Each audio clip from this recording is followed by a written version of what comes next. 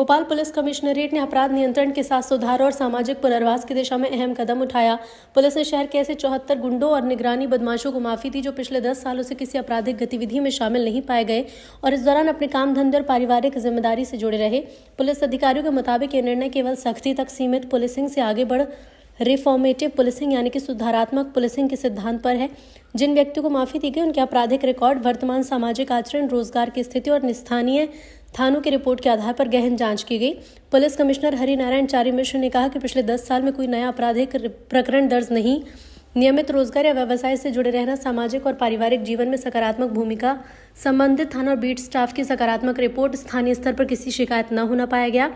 Bhopal police commissioner का कहना है कि हर अपराधी स्थायी नहीं होता। यदि कोई व्यक्ति लंबे समय तक कानून का पालन करता है और समाज की मुख्य धारा में लौट आता है तो उसे आगे बढ़ने का अवसर मिलना चाहिए। इस पहल से न केवल संबंधित व्यक्ति का सामाजिक कलंक कम होगा बल्कि वो दोबारा अपराध की ओर लौटने से बचेगा। हम लोगों ने पिछले 10 साल के आंकड़ों का जो पूरी तरह से एक अध्ययन किया, उन आंकड़ों में देखा गया कि पिछले लगभग 10 सालों में औसतन 2 वर्ष पूर्व तक हत्या जैसे मामलों की औसतन संख्या 55 से 60 के बीच में हुआ करती थी।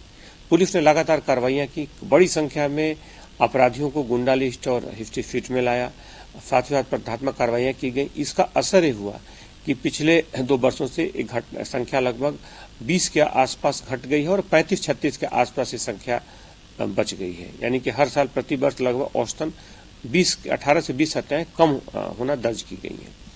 इसके साथ साथ पुलिस ने भी तय किया कि चूंकि बड़ी संख्या में अपराधियों को निगरानी में रखा गया है, कुछ ऐसे अपराधी जिन्होंने अपराध करना छोड़ दिया है, 1 दशक से ज्यादा समय से निष्क्रिय हैं, ऐसे लोगों को पुनः इस तरह के माफी वर्ग में लाने की एक प्रयास हुआ है कि समान तौर पर समाज की मुख्य धारा में जुड़ सके और अपराधों से दूर रह सके।